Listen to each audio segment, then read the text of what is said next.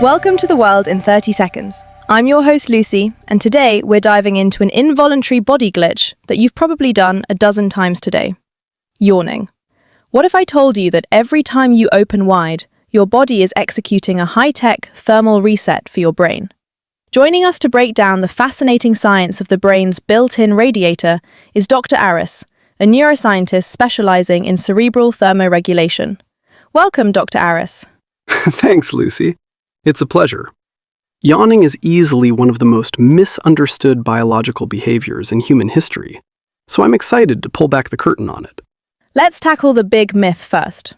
For decades, people said we yawn to get a quick shot of oxygen because our blood levels are low. Is that actually true? Not at all. The oxygen hypothesis was debunked years ago. Today, the leading scientific model is the thermoregulatory theory of yawning. Simply put, a yawn acts as a cooling fan for an overheating brain. A brain radiator? Walk us through what actually happens inside our heads when we open wide. It's a beautifully coordinated physical process consisting of 3 key steps. The cool air intake. You take a deep, sudden inhalation of room temperature air. This rapidly cools the blood vessels running through your nasal passages and mouth. The facial stretch. That intense jaw extension compresses and expands the blood vessels in your face and skull, acting like a mechanical fluid pump. The thermal exchange. The combination of increased heart rate, facial muscle pressure, and cool air flushes warm blood away from your head and sends cooler blood straight to your brain tissue. So it's literally like popping open the hood of a car while blasting the radiator fan over the engine. That is a surprisingly accurate analogy. Your brain is an absolute energy hog.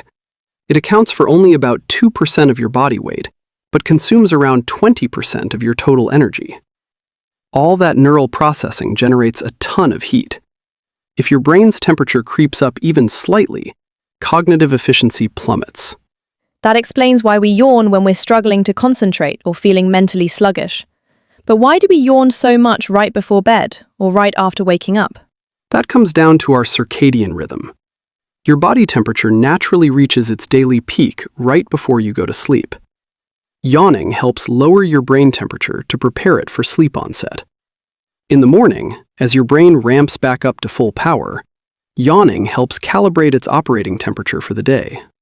Okay, I have to ask, why am I fighting the urge to yawn right now just talking about this?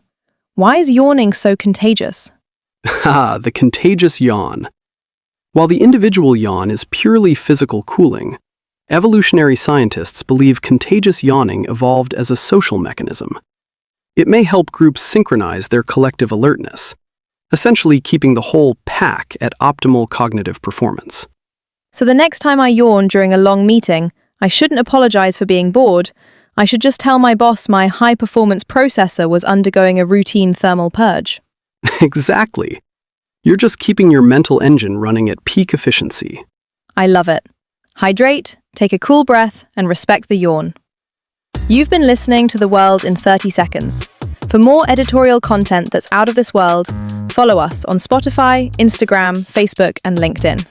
Until next time, keep your mind sharp and don't forget to let your brain catch its breath.